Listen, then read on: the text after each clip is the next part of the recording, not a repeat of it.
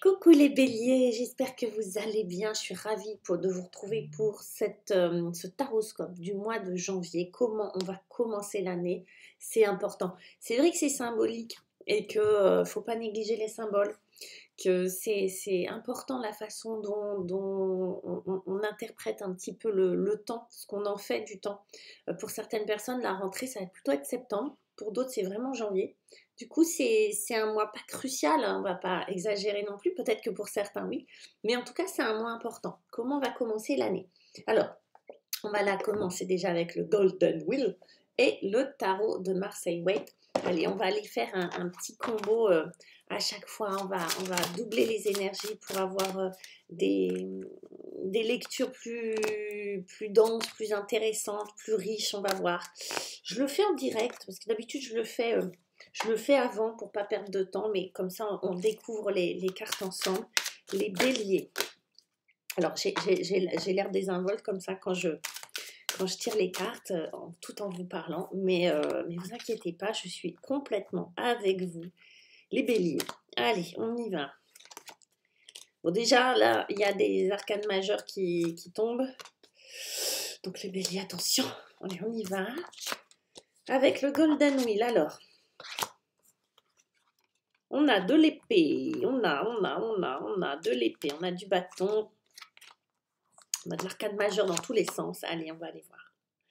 On commence le mois avec ces deux énergies, le 6 de bâton et l'ermite. Arcane majeur. Allez. Le 6 de bâton, d'épée, pardon. D'épée. J'ai dit bâton parce que j'ai vu des armes, mais c'est le 6 d'épée et on dit au revoir. Pourquoi? Parce que c'est vraiment, on va laisser l'année précédente, l'année 2022 derrière. Il y a quelque chose que vous quittez les béliers. Il y a quelque chose qui passe. Vous voyez, c'est vraiment le mot qui me vient. Quelque chose qui passe, quelque chose qui se passe. Comme si vous refermiez des portes sur des choses qui ne vous intéressent plus. Vous avancez. Et que vous ouvriez d'autres portes. Alors, symboliquement, ça peut être vraiment vécu intérieurement, ce truc-là. Ça peut être vraiment des anciens schémas qu'on laisse derrière, des souvenirs voilà, qui étaient encore dans le présent, qu'on laisse derrière. C'est vraiment, on quitte le passé, pour moi. On se tourne vers l'avant. Le 6 d'épée, c'est vraiment ça. Donc, c'est vraiment une décision. Hein. C'est des épées, c'est dans la tête. Donc, c'est une idée, mais c'est une pensée, c'est une décision prise. Et c'est très mental. C'est vraiment, vous vous alignez, vous dites, ok, ça, je laisse ça derrière. Vous prenez une décision. Et encore une fois, ça peut être une énergie, hein, d'accord? De dire, ok, là, je fais peau neuve. Un peu comme un serpent qui mue, vous voyez, hop, qui laisse sa vieille peau derrière. Mais ça peut être un déménagement, ça peut être une rupture, on quitte quelqu'un, on quitte un travail, on quitte une région, etc., etc. D'accord? Ça peut se manifester dans le concret. En général, il y a une manifestation d'ailleurs concrète. Et puis on a l'ermite, on commence ce mois de janvier avec notre petite ermite qui marque bien l'hiver. Et là, l'ermite, il est extrêmement positif, il est dans la sagesse et l'apprentissage. Là, on va nous parler d'apprentissage par rapport au passé. C'est comme si vous aviez appris ce que vous deviez apprendre, les béliers, et que vous alliez pouvoir passer à autre chose. L'ermite, il vient appuyer ça. Il vient chercher du sens. Il vient mettre du sens sur des choses qui n'en avaient pas forcément avant. Il vient comprendre, il vient digérer. Vous voyez, la lenteur de l'ermite, vous voyez, cet homme qui vient éclairer, il éclaire quoi dans ce sens-là? Il éclaire le passé. Vous voyez, à la lumière d'une lanterne comme ça, tout doucement, avec lenteur, mais de manière définitive, il vient mettre du sens sur des choses qui n'en avaient pas forcément autrefois, sur des choses qui nous sont arrivées, peut-être des choses pas très drôles, vous voyez, sur une rupture, sur un accident, sur une maladie, sur etc., etc. Il vient mettre du sens, il vient enrichir votre perception de la vie avec une lecture très très personnelle, très introspective de ce qui s'est passé.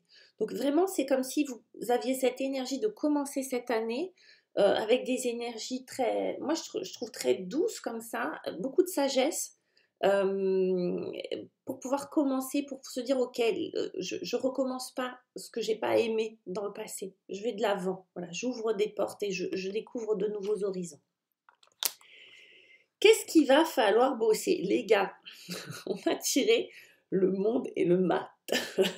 Autant vous dire que on a tout un cycle. Alors, le monde, le défi, ça va être de ne pas rester enfermé.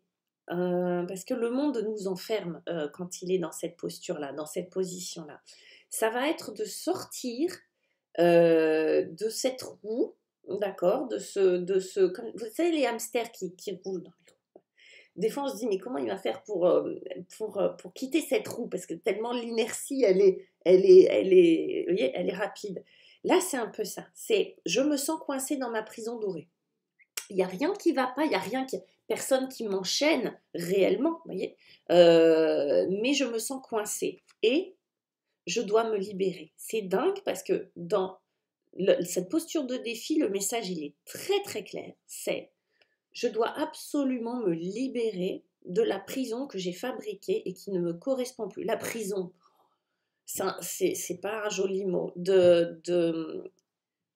Mais j'allais dire zone de confort, c'est pas un beau mot non plus. J'en ai marre d'entendre ce mot-là, d'entendre ces deux mots-là associés. Mais c'est un peu ça, quand même. C'est de cette zone dans laquelle j'étais bien, mais je ne suis plus bien. Donc le défi, ça va être de faire le tour du propriétaire et de constater qu'est-ce qui me retient vraiment.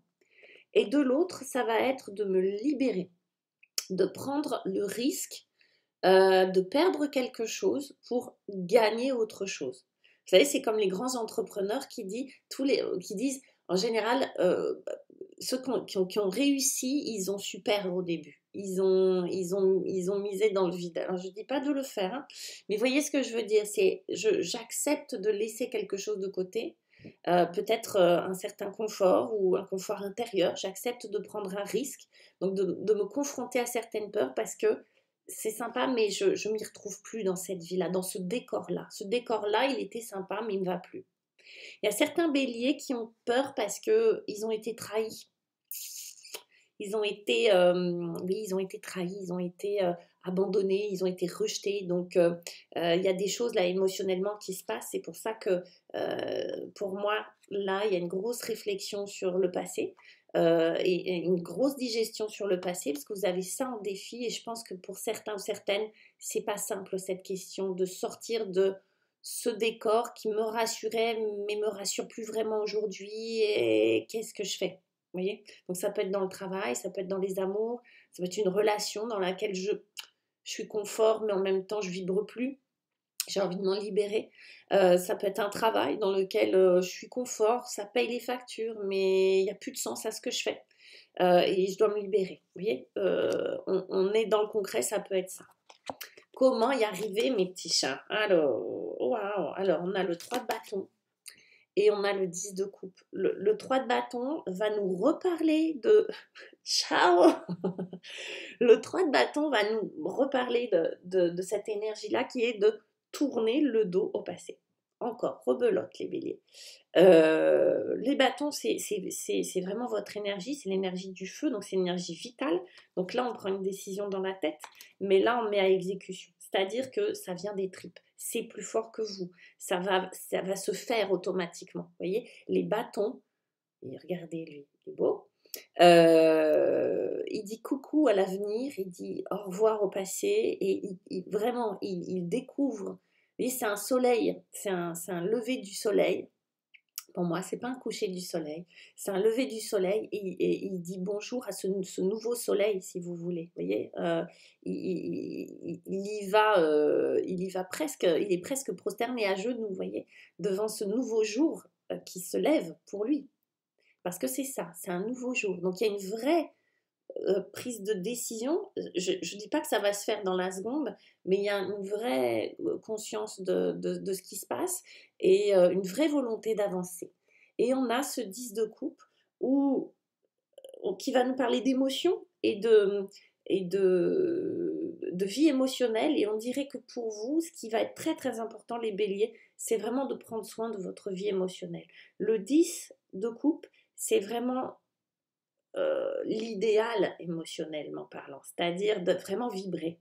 Quand je vous parlais de vibration, là on est vraiment dans la vibration de vraiment qu'est-ce qui me plaît, qu'est-ce que je vais à la recherche de ce que j'aime vraiment. On est vraiment là-dedans, dans les vibrations du cœur.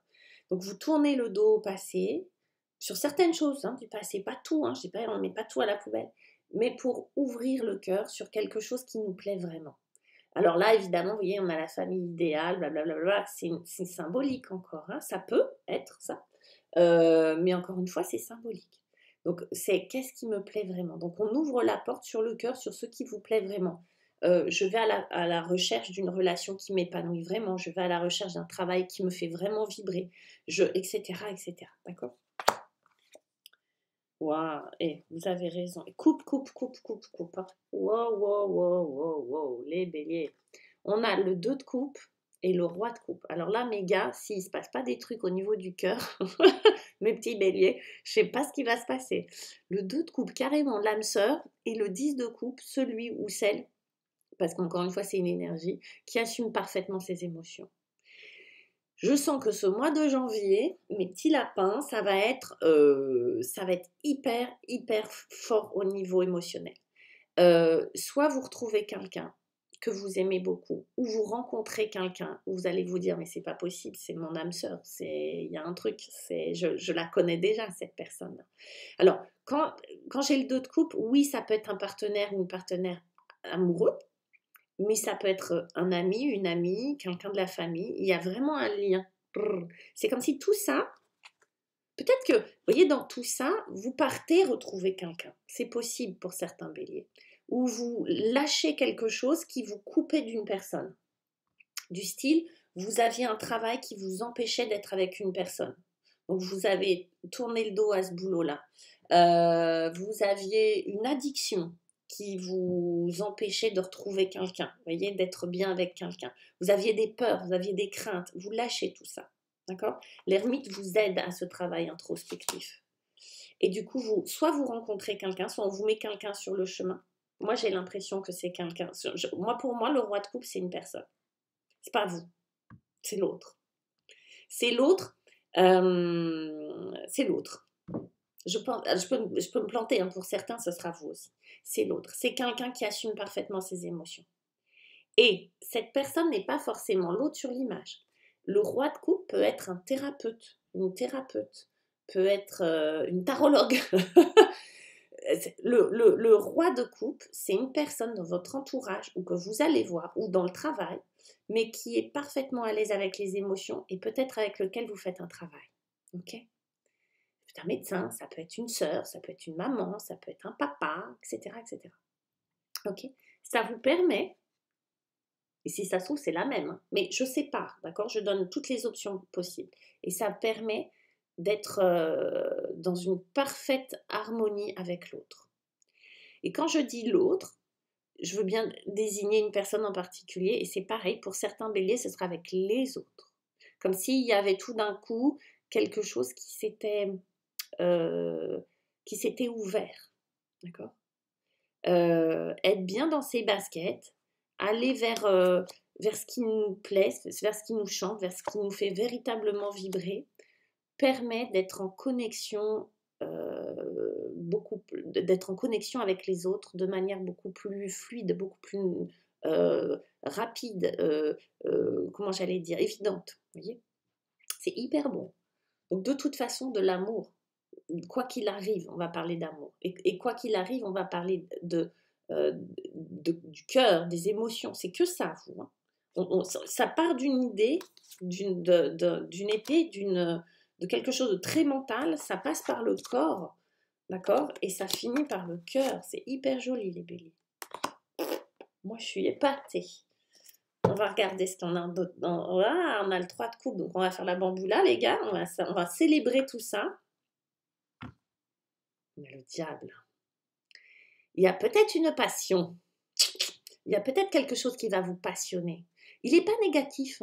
Il n'est pas forcément négatif. il peut aller excel être, regardez, il est petit bonhomme enchaîné quand même, hein. Il fait peur celui-là. Il fait peur ce diable. Mais en fait, il va nous parler passion, il va nous parler vraiment euh, relation passionnée, que ce soit une relation à un travail, que ce soit une relation avec une personne, d'accord?